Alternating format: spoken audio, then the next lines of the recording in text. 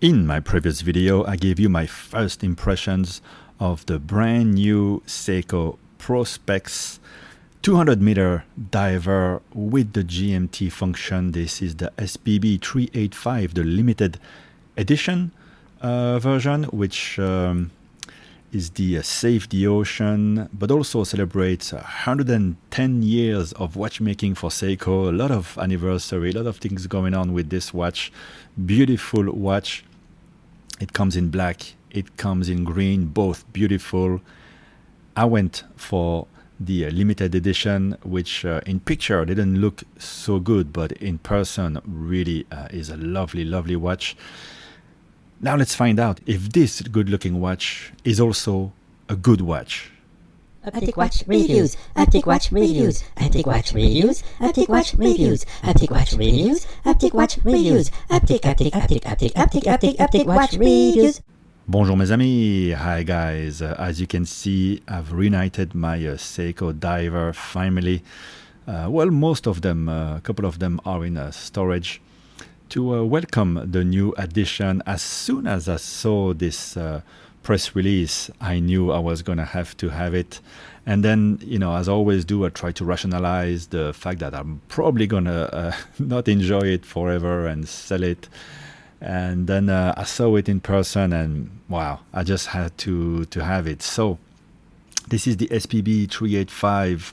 It does everything. It's like a Japan Army knife type of watch. It's a 200-meter diver. It's the reimagination of the 68 style diver. So quite a bit thinner than the Marine Master. It's what we call the Marine Master 200. So same very beautiful case, but a bit thinner.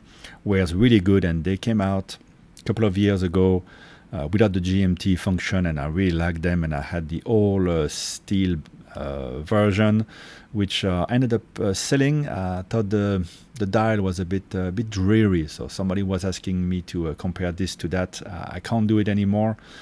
This one is a lot more lively, that's for sure. And also the black version, the green version, you won't be disappointed. They are gorgeous. I didn't take the black one, which is very nice and cheaper than this at 1500 US, because it just looks so much like my Rolex Sea Dweller.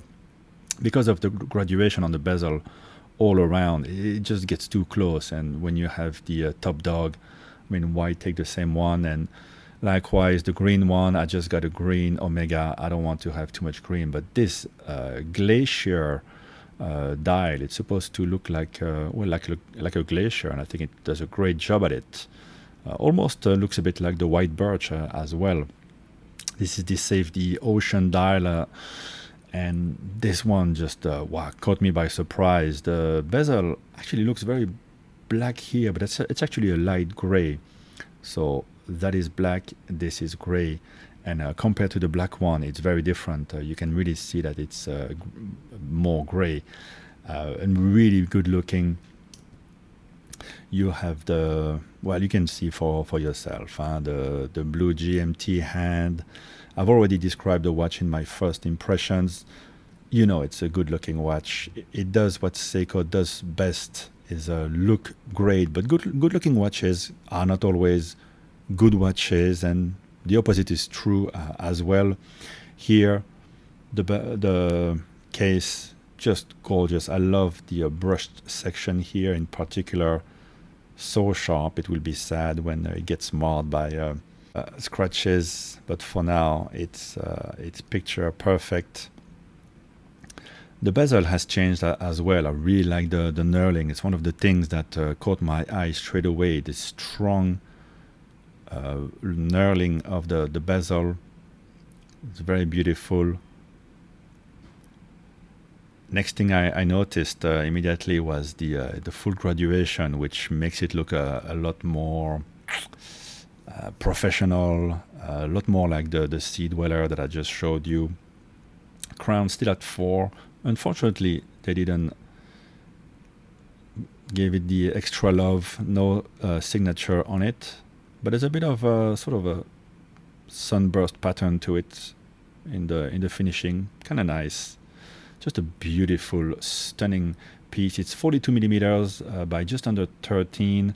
But as always, the lug-to-lug is quite short with Seikos, and it doesn't feel like a 42. It weighs 170 grams, a bit less now. I've removed 4 links, but it doesn't feel too heavy. You know, you're very forgiving with Seikos, and comes back to my point. Is it a good watch? It is a good Seiko. Let's say it comes at a very good price, 1,500 for the black and green, and 1,700 here. I got a nice discount, so I paid quite a bit less than that. Now, the stuff that, as you can imagine, is not going to be so good is the bracelet. It rattles. I mean, if you're used to watches from the 80s, it's going to be just as good as a Rolex, I suppose. I think the links are a bit smaller than the ones that we had on this limited edition SPB. I think it's the 149. Beautiful, beautiful dial. I mean, they are the masters of colors. I think the links look a bit shorter. The color of the steel is a bit brighter. Both rattle the same.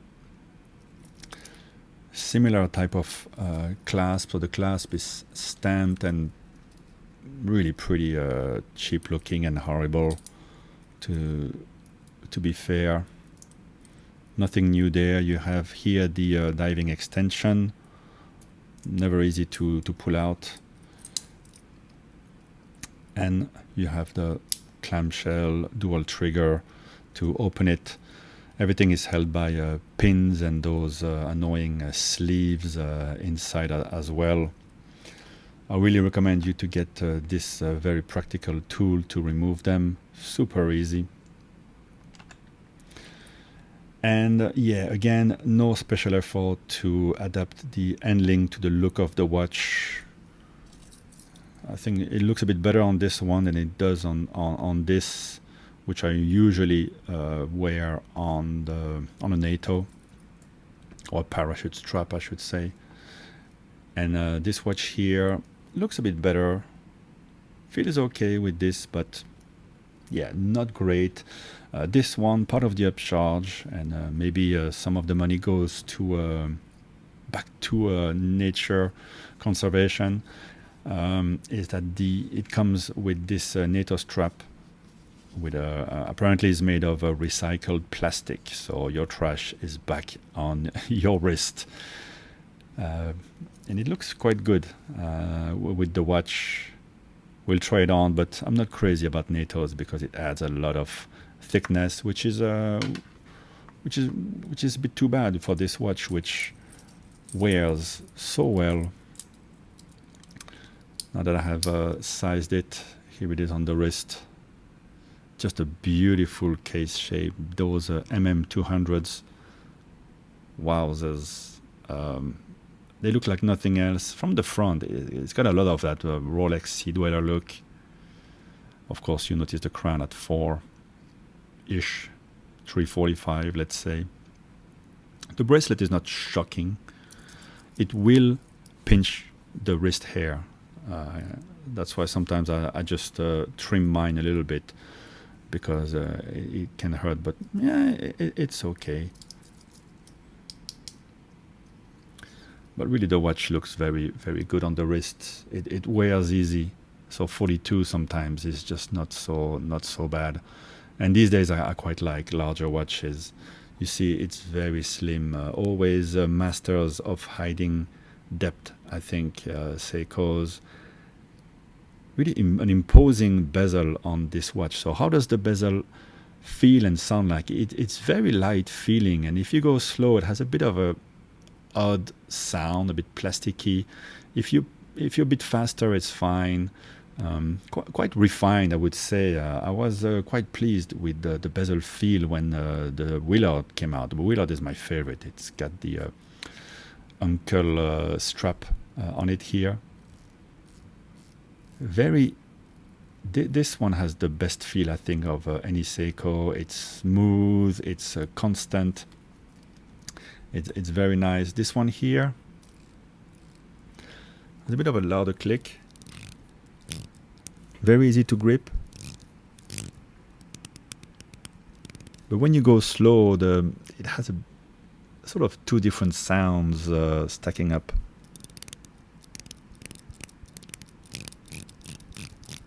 But when you go faster, you don't really hear that. Feed is important, you know, for a bezel. And if you push on it, I think it's better. And it does align perfectly. And speaking of alignment, let's have a look at all the indices. The 9 is good, 6 is good, the 3 is good. So wow, 12 as well. I don't see any of the indices here out of line, which is very rare. At least it was very rare. So great effort there on Seiko, even at the I don't know if I can call it the entry level. Entry level is more the or was the SKX. Now it's these. This one a bit more fancy because it's the Batman GMT. Yes, another GMT. This is a bit higher end, but not crazy expensive. I thought these would come at the $3,000 price point, but not at all. So it was a bit of a no-brainer to add this one to the collection because it just looks so good. This used to be my favorite looking watch. I don't really like the 62 mass case, but looks-wise, it's just I admit that it's amazing. Quite a bit tougher actually on the bezel. But this one takes the cake. It's just splendid. It looks expensive. Now the GMT function, this is not a true GMT, so when you travel you can't move your hour hand without stopping the watch itself. You can just I'll show you on the first position, simply change the time, the GMT. So the GMT hour is to be read on the rehaul, which is, I think, is very clever. You know, you have the GMT if you really want that that second time zone, but it stays a diver, while the Tudor Black Bay GMT is more of a GMT first, although it has 200 meters of water resistance. You can't really use it as a diver. This is an ISO certified diver because you've got the Lume. We'll check out the Lume in a minute. The pip is loomed. So Tudor didn't loom the pip. They should have, because you could still use it as a backup for diving. But here you have that 24-hour indication for the GMT hand, and you're still a proper diver. I think it's a great compromise. So here, if you pull at the first click, the watch keeps on ticking, and when you go down, you change the date, which I think is a good position here. I don't mind it. Some people don't like it. I prefer to have the full index at 3 and then hiding the date here like Zenith does. And then when you turn up, then you can simply turn it. It doesn't change the day, it doesn't do anything, and you can set it anywhere you want. And, you know, let's be fair. One, nobody ever uses the bezel. Two, so that's why you don't need the GMT bezel. And two, I mean, it doesn't tell you what time it is in Mexico or Paris, right? You just have to know it to be able to set it.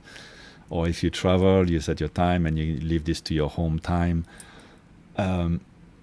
It's a bit of a gimmick now, those GMT thing, and it's part of the gimmick of this watch is to give you a GMT indication. But really, if I know that there's 6 hours difference between where I am now in Hong Kong and Brussels, well, I can count, you know.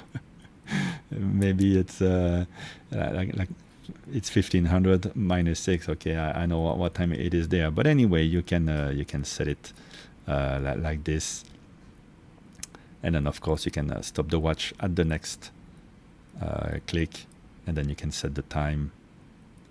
And when you set the time, it will also change together on a 24-hour scale your GMT indication. There you go.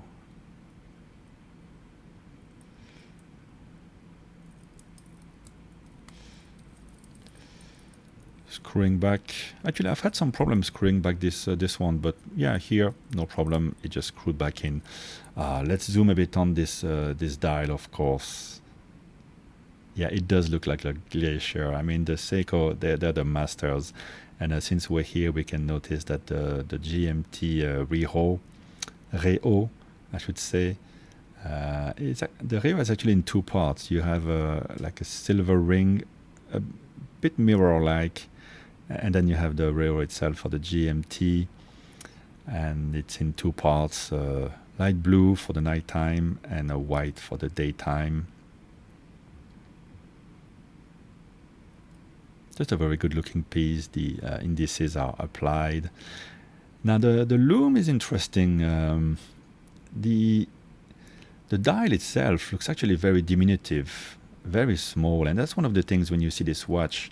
While it's a big tool diver, it's also very pretty, and the indices are quite small.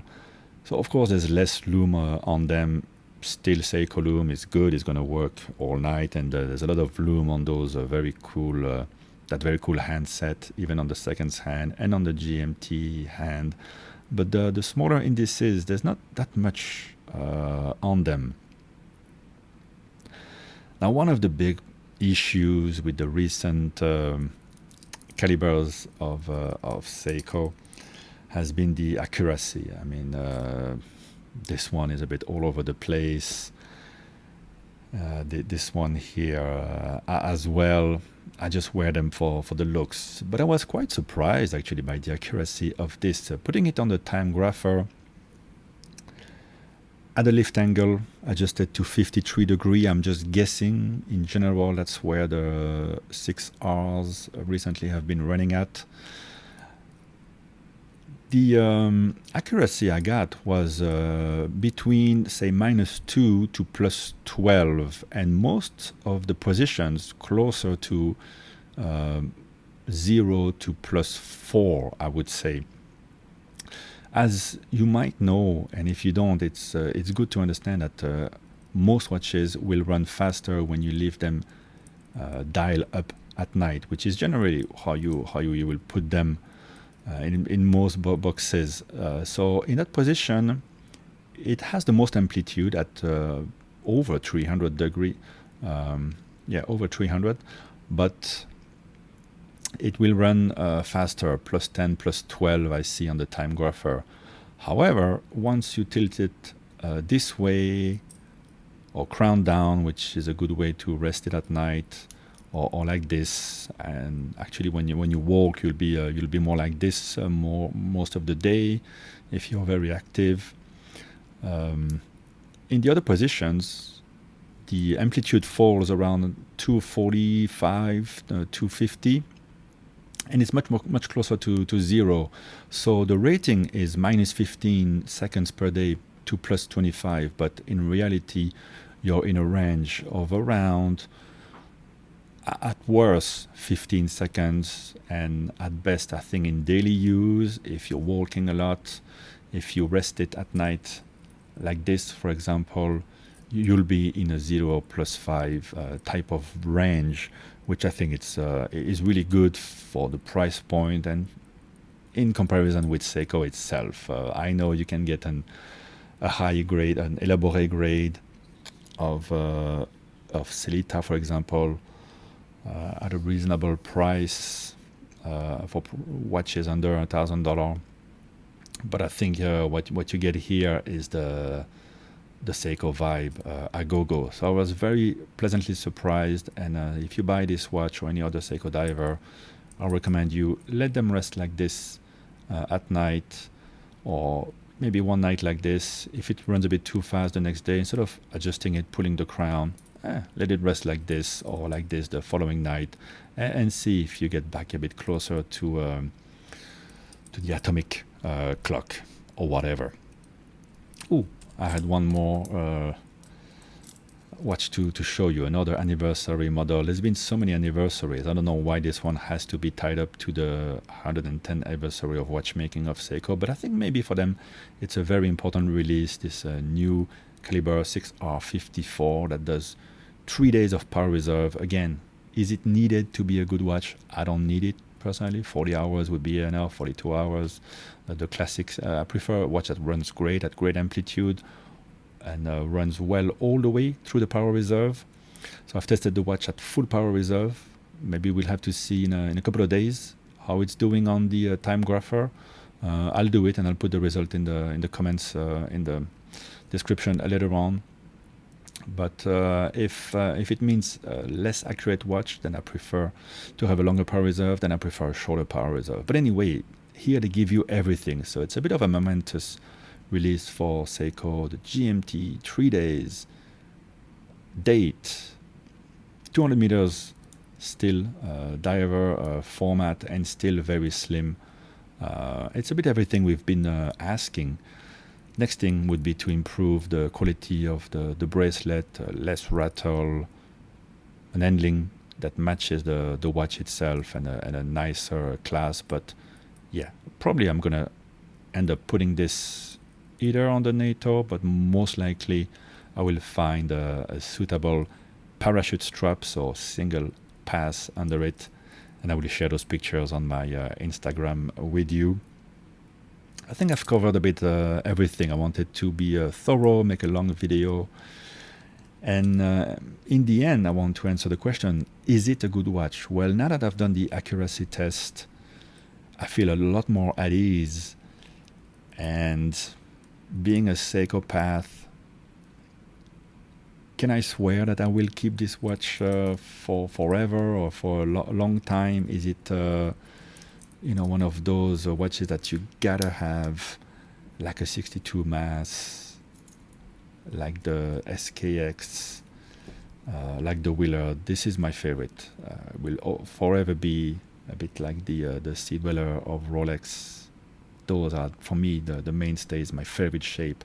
But this one is my favorite, next favorite one. And I sold the Steel Master, as I called it, the old steel and black dial version of the MM200, because it was a bit dreary, a bit sad, and this one really brings it all back to life.